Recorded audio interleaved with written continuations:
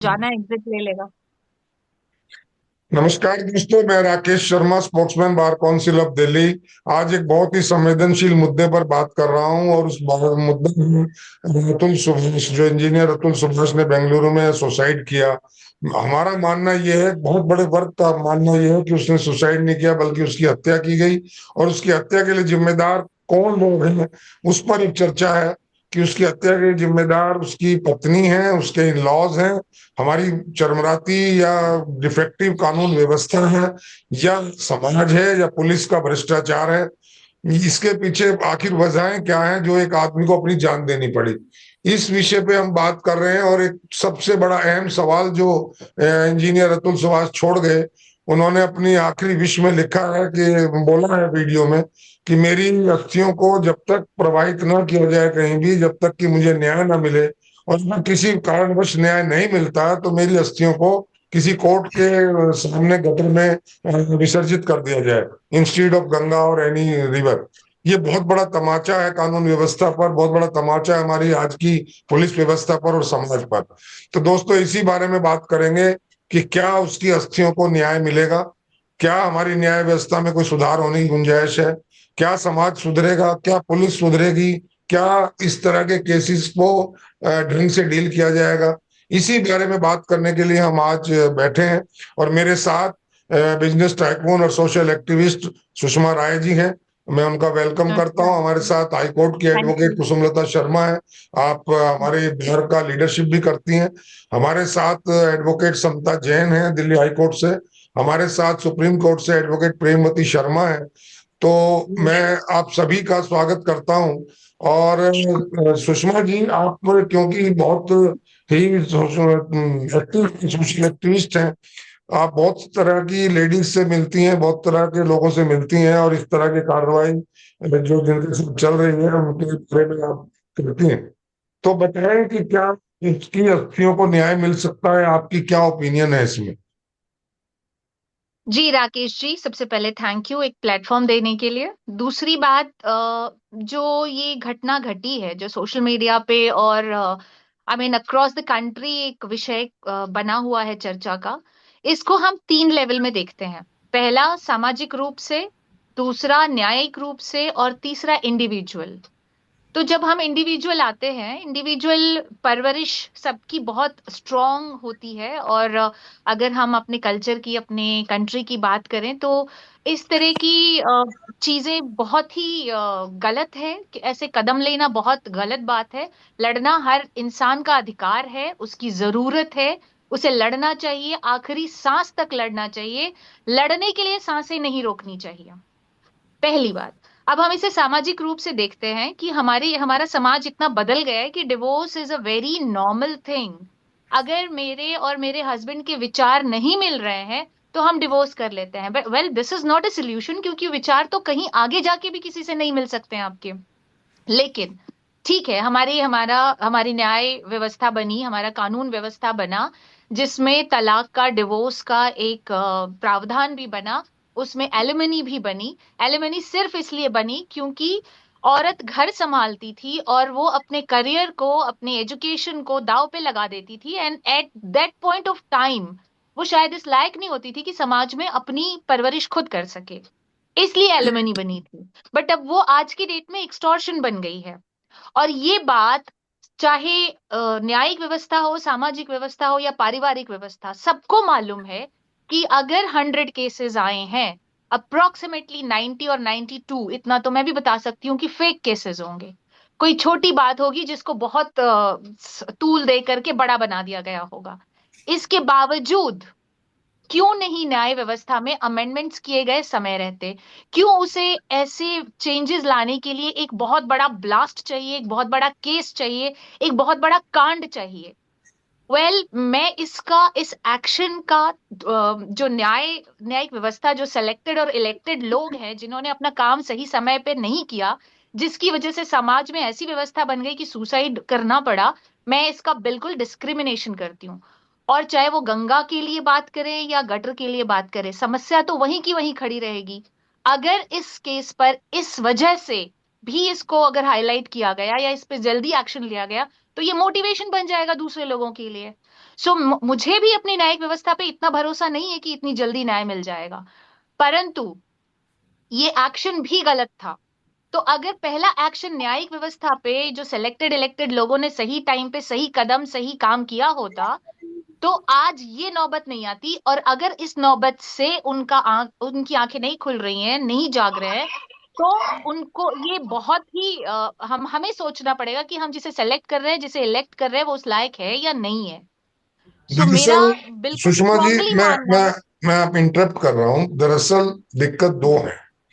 अगर जी। Wife and husband का कोई डिस्प्यूट है और हम्म। जो उस डिस्प्यूट का रीजन है, अगर केवल उसकी हम्म। लड़ाई लड़ी जाए तो उसका कोई सॉल्यूशन आराम से निकल सकता है।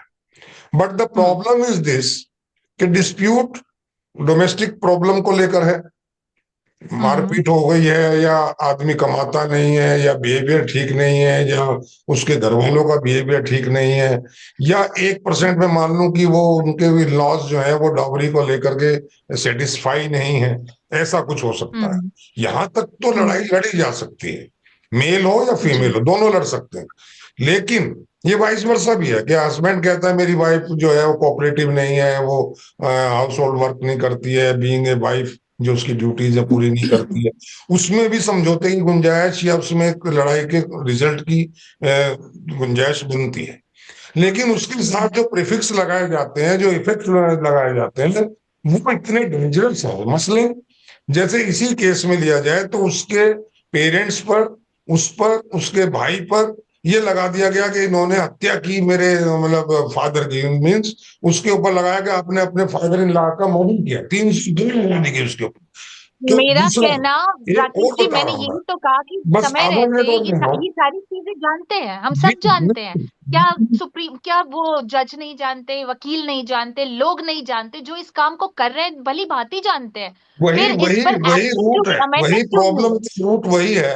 उसके साथ साथ एक बहुत बड़ा फैशन चल गया है कि 376, यानी बलात्कार, 3777 प्राकृतिक यौन संबंध, और न केवल ससुर पर, चाहे वो 80 साल का है, चाहे 70 साल का है, चाहे 90 साल का है, उनके ऊपर, उनके रिश्तेदारों के ऊपर, देवर के ऊपर, जेठ के ऊपर, नंदोई के ऊपर।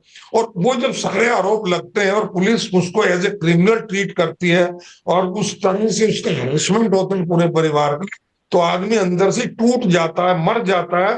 वो हर उस वक्त से मरने लगता है जब उसके पड़ोसियों को पता लगता है कि इनकी बहू ने इसके ससुर पर, अपने ससुर पर रेप का केस लगाया, या जेठ पर रेप का केस लगाया। वो परिवार मर जाता है। और उस मरने को, उस घुट घुट को जीने को, उस जिल्लत को हर एक आदमी सहन नहीं कर सकता। जो लोग कर बट रहे हैं हम स्टिल, देखते हैं राकेश सैकड़ों की जी, आदाद में। तो मैं फिर आ भी रहा हूं आपके आपको पास, कुछ ये सवालों के इसको साथ आऊंगा। मोटिवेशन नहीं देना चाहिए। जी, सुसाइड को मोटिवेशन की बात मोटिवेशन नहीं नहीं है। देती है। उस आदमी ने, देखिए, निर्भया कांड हुआ और रेप केसेस में जी। बहुत बड़ी तब्दीली आई। एक जन आंदोलन छिड़ गया पूरे देश में।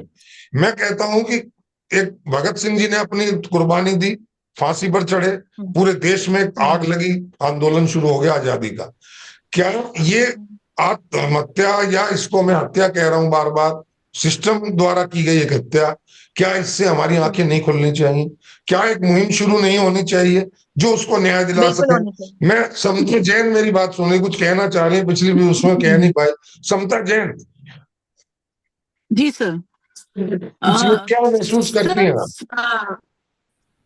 सर, इसमें मेरा ये कहना है, जैसे कि सुषमा मैम हमारी न्यायिक प्रणाली से थोड़ा सा, मुझे लगता है कि या तो भली भांति परिचित नहीं है, या उनका विश्वास कहीं ना कहीं इस पे से डगमगा रहा है। पर मुझे ये लगता है कि हमारी न्यायिक प्रणाली जो है, जिस तरह से काम कर रही है, उस पे हमारा पूरा भरोसा है। कहीं ना कहीं उसको भी इंसाफ मिलेगा, जो भी विक्टिम होगा इसमें।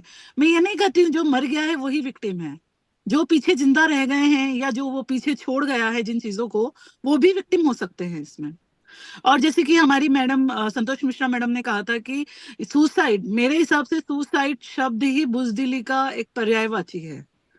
कोई भी इंसान अगर इस तरह का कोई स्टेप उठाता है और इस तरह का कोई कार्य करता है, चाहे किसी भी परिस्थिति में उसने किया है, तो ये वो अपनी बुजदिली शो कर रहा है।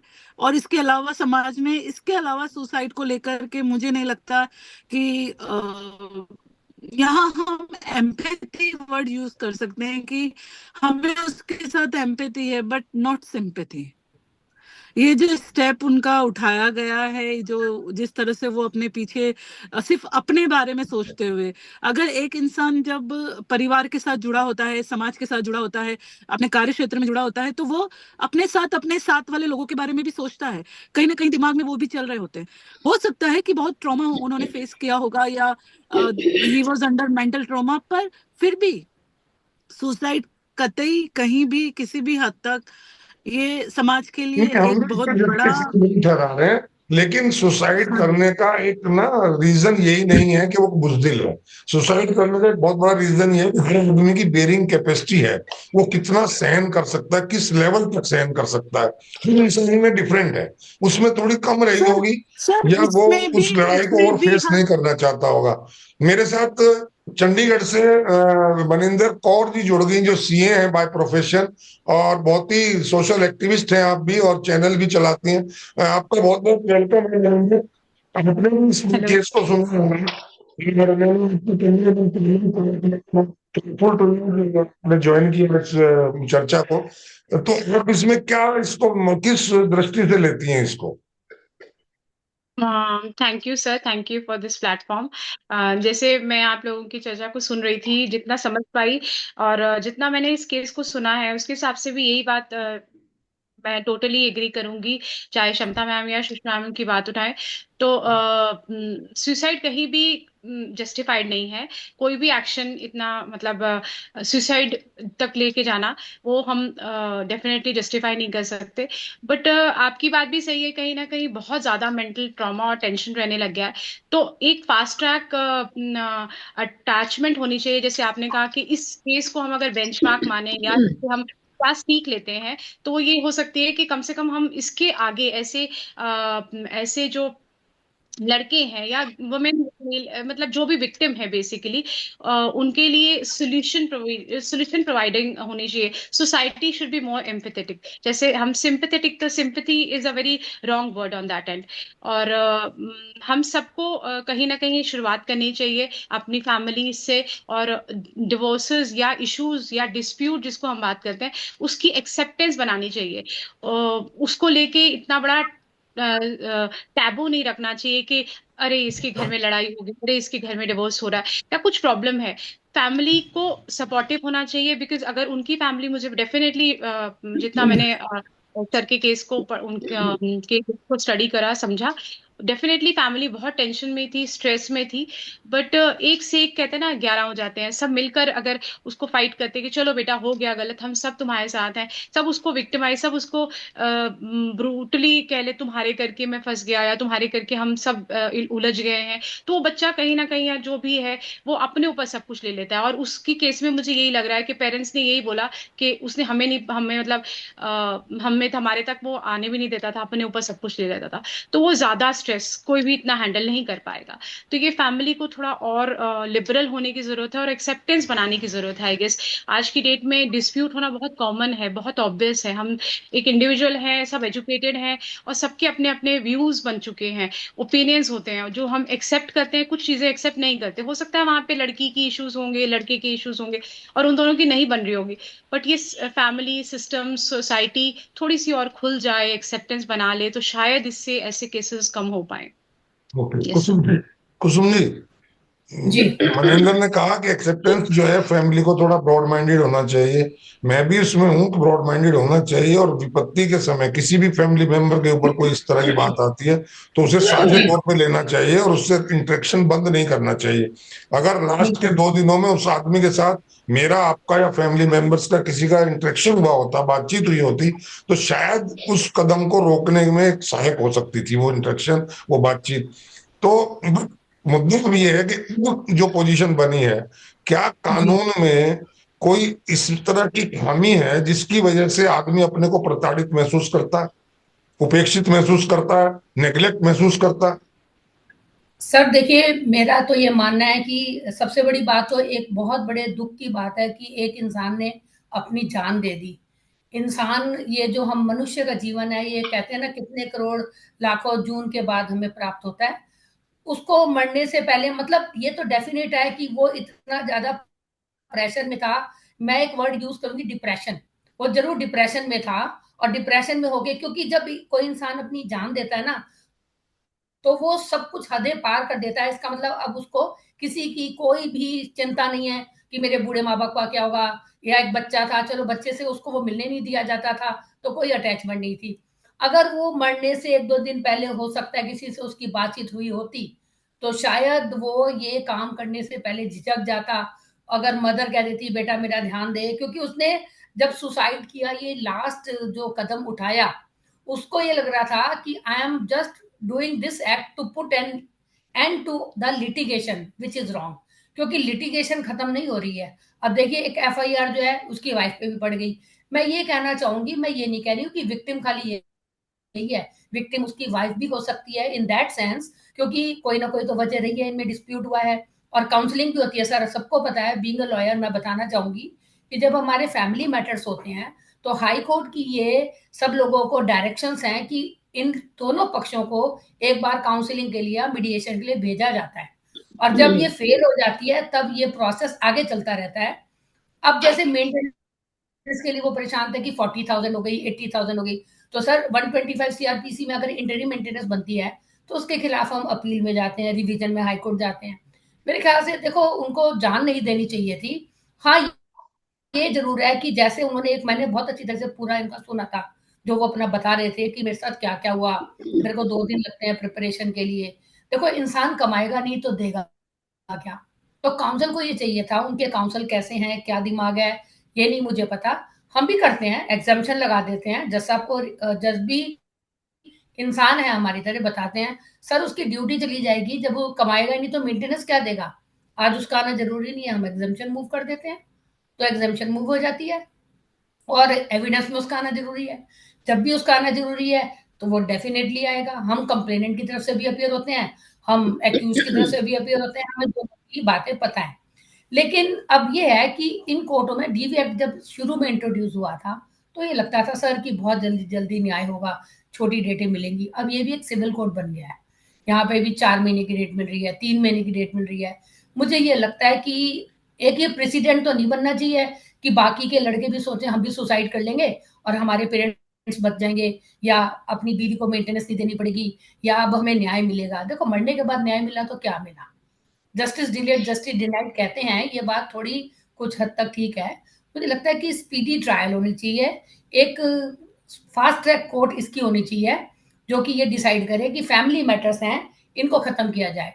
और जैसे कि हमारे यहाँ कमर्शियल कोर्ट एक्ट एक इंट्रोड्यूस हुआ है, मैं अभी इसलिए बता रही हूँ कि उसमें क्या है सर कि हमें पहले इंट्रोडक्शन जाना ही जाना है मीडिएशन में, उसके बिना कोर्ट जो है वो मैटर एक्सेप्ट ही नहीं कुसुम करेगी। जी, आप अगर जो कह दूसरी रही हैं पार्टी वो आ एक जाए। प्रोसीजर है, वो एक प्रोसीजर है। मैं आज मीडिएशन का ही हाँ जी। बता दूं।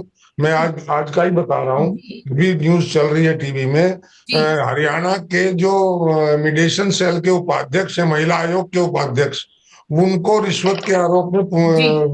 गिरफ्तार किया गया। 1 लाख रुपए की रिश्वत लड़के से मांग रहे थे। तो हालात ये है, मैं ओहो। भी इस तरह के केसेस को डील कर रहा हूँ। और मेरे पास, अगर मैं जी। बिल्कुल शॉर्ट में कहूँ, तो 2-3 अतुल सुभाष तैयार बैठे हैं। और वो मैं किस एग्जैक्टली। तरह उनको रोक रहा हूँ, किस तरह उनको अपने ऑफिस में बैठा कर उनकी काउंसलिंग करता हूँ, मैं जानता हूँ। जी। जी। रीजन बिहाइंड दैट कि उनकी वाइफ ने आरोप लगाने में, मतलब एक, मैं कहता हूँ, इंसानियत की सीढ़ी हद पार कर दी। उन्होंने आरोप लगा दिया जी।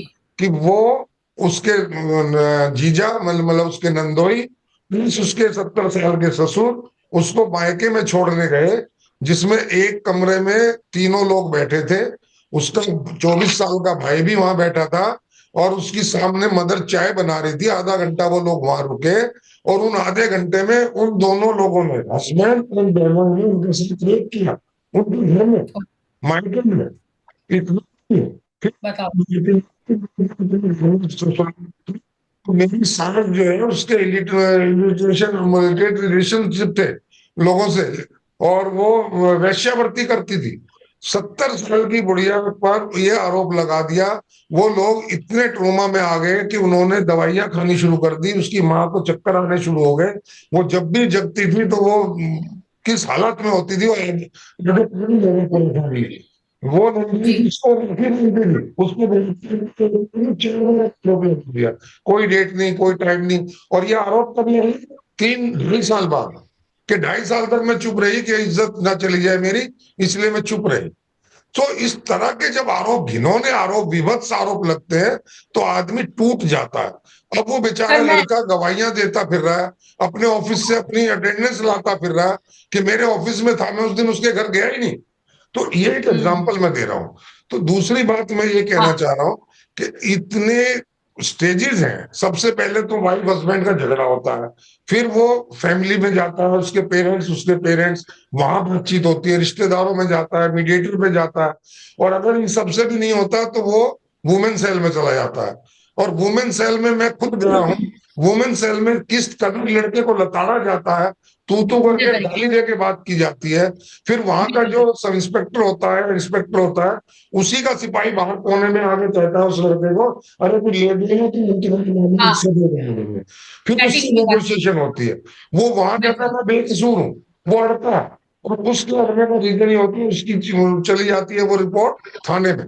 थाने में फिर सब इंस्पेक्टर उसको डील करते हैं, वो फिर सही कह नेगोशिएशन चलती है, फिर डिमांड चलती है, फिर उसकी टोटल होती है, फिर उसकी कितनी वो भी नहीं करती है।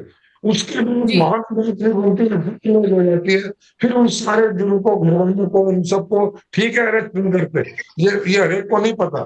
लेकिन 4 4 5 5 8 8 घंटे थाने में बैठाकर पेरेंट्स को रखना, बूढ़े पेरेंट्स को स्टूल में बैठाना, खड़े रखना, ये इतनी हरासमेंट ड्यूटी में आदमी अंदर से मर जाता है, टूट जाता है। हाँ ये सारा चल रहा है। इसके सही बिल कहीं कोर्ट में जाता है, तो वहां पर रीडर से लेकर के, आवाज लगाने वाले आदमी से लेकर के, मुंशी मुसफ्फर से लेकर के, और वो सब लोग डिमांड करते हैं, सब लोग चाहते हैं कि उनको ये क्लाइंट आया हो तो ये हमें पैसे देके जाए। तो ये, ठीक है और फिर उसके भी कितने से बचता है, तो वकील उसको कैसे मिल जाए ये उसकी किस्मत है। वकील लोग यस ऐसी ऐसी ड्राफ्टिंग कराते हैं, ऐसा ऐसा मिसगाइड करते हैं। मैं बीइंग एन एडवोकेट ये एडमिट करने में कतई लिहाज नहीं कर रहा हूँ कि हमारे ही कुछ भाई बहन ऐसा कर देते हैं कि इसका लिटिगेशन चलता रहे सालों से, और उनके पेट पलते रहे, उनके पैसे मिलते रहे। ये चीजों के पीछे बहुत सारे रीजन है, बहुत सारे। एक बाप है जिसका बच्चा 2 साल का है, 1.5 साल का है। एक दादा है जिसका पोता 1.5 2 2.5 3 साल का है। वो तड़पते हैं कि अपने बच्चे को लिए मिल रहे, उससे विजिटेशन राइट मिल जाए, नहीं मिलते। जी कहीं कहीं तक कि यहाँ पर बच्चे को बहुत इसका एक रीजन, मैं आ रहा हूँ, ज्योति मिश्रा हमसे जुड़ गई है, और इनसे बीजेपी की लीडर, एक्टिविस्ट और एडवोकेट भी है। ज्योति, अगर इलेक्शन लड़ने लगे नहीं तो लीजिए अपने आप को। किसी को मैं पूछ रहा हूँ, सोशल फील्ड में रहती है, जो भी चलिए, वो लगता है कहीं और बिजी हो गई है। आप अगर नहीं करेंगे, हमारे साथ प्रेमवती हैं, सुप्रीम कोर्ट से हमारे प्रेमवती जी, प्रेमवती। हेलो, नमस्कार जी सभी को। नमस्कार। आप सभी का धन्यवाद मुझे इस प्लेटफॉर्म पे लिया। मुझे सुनकर बड़ा दुख होता है कि मेरे देश में जो है वो ऐसी ऐसी घटनाएं हो रही हैं और लगातार होती चली जा रही है। आत्महत्या एक संगीन जुर्म है जो कोई भी जानबूझ के करना नहीं चाहता। जब उसको इतना हताश किया जाता है, टॉर्चर किया जाता है, तब वो एक अंत में एक डिसीजन लिया होगा। अपनी जान को गंवाना आसान खेल नहीं है। बड़ा दर्द होता है, बड़ा दुख होता है इंसान जब अपनी जान को गंवाता है, इस इस निर्णय पर पहुंचता है। तो फैमिली वालों ने जरूर इसको टॉर्चर किया होगा, और इसकी जो पत्नी है उसने भी इसको टॉर्चर किया होगा। वो काम जो है संस्कारी, हमारे देश में जो समाज में संस्कारों की कमी जो चल रही है आजकल। मैं एक टीचर भी रही हूँ, प्रोफेसर रिटायर्ड हूँ, और corruption control organisation of India की नेशनल प्रेसिडेंट भी हूँ, और काफी संस्थाओं से जुड़ी हूँ, और सुप्रीम कोर्ट से वकील हूँ। मुझे बड़ा दुख होता है कि मेरे देश में अब मोरालिटी की कमी होने के कारण ये घर में, देश में, समाज में ये इस प्रकार की समस्याएं आ रही हैं। और ये हमारी सोच है, सोच की वजह से हो रहा है। लेडीज अपनी ये ड्यूटी को पूरा नहीं कर रही है। ये इसके लिए मुझे जी कुछ कानून सर सर के सर लिए मैं न्याय इसमें मिल कहना पाए। चाहूंगी। जो सर पहले मैं पति को ही सब कुछ देवता समझती थी लेडीज, आजकल वो बात नहीं है। ये जो गवर्नमेंट ने लेडीज को आगे बढ़ाया है, मैं अच्छा मानती हूँ कि सभी को, एक गाड़ी के दो पहिए होते हैं तभी एक समाज परिवार घर चलता है।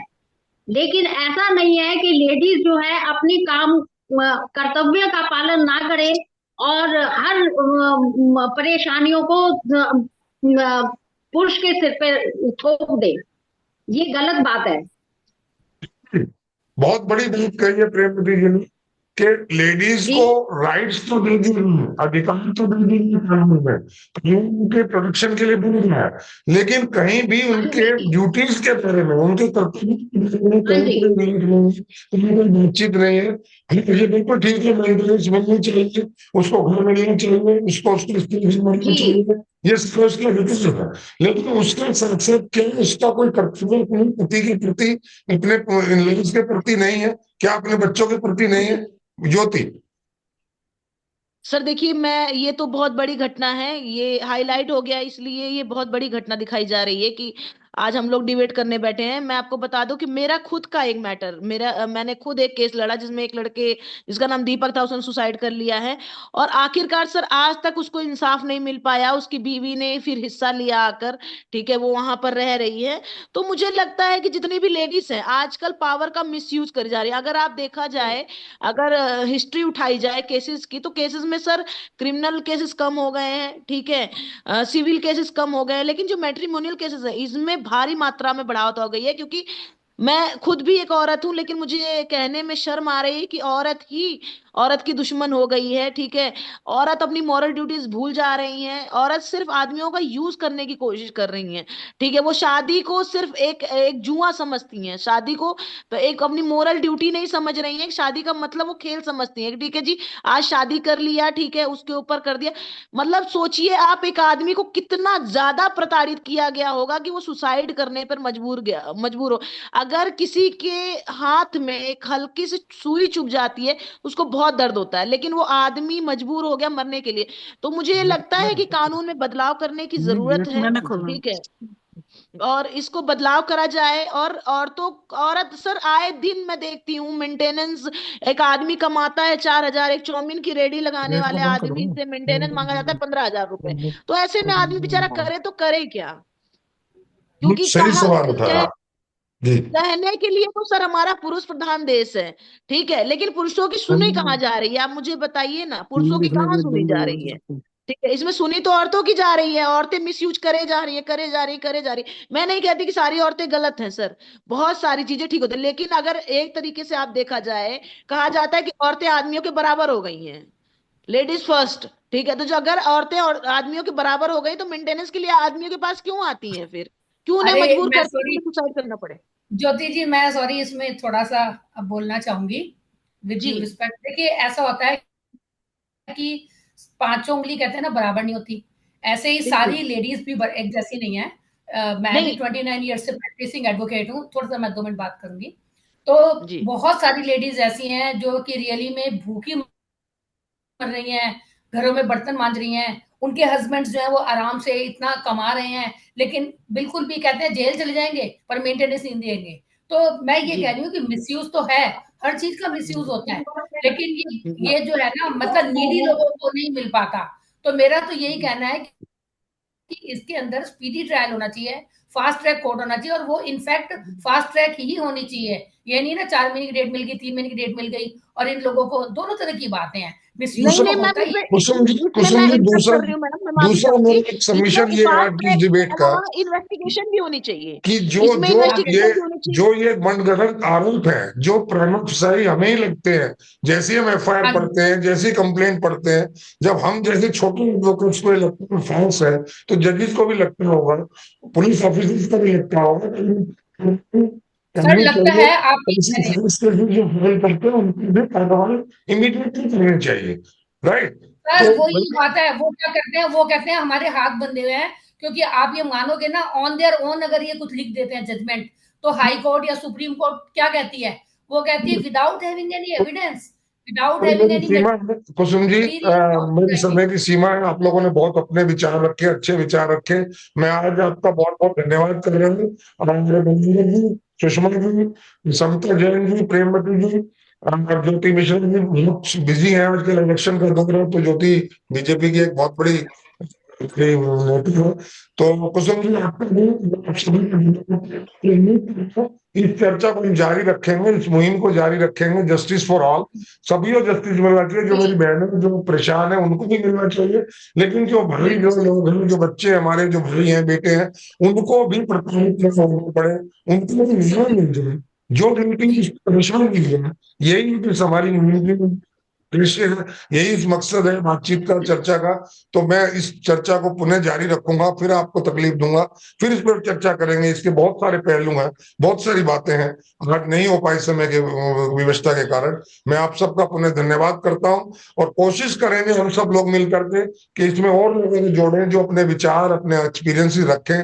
क्या इसमें सुधार हो सकता है, किस तरह से मॉरल एजुकेशन दी जा सकती है, लेडीज को भी, जेंट्स को भी, किस तरह से परिवारों को टूटने से बचाया जा सकता है, किस तरह विवाह जैसी पवित्र संस्था, पवित्र जो संस्कार है, इसको बचाया जा सकता है। इसको मजाक ना बनाया जाए, इसको एक्सटॉर्शन का एक मुद्दा ना बनाया जाए, एक जरिया ना बनाया जाए, जैसा ज्योति ने कहा।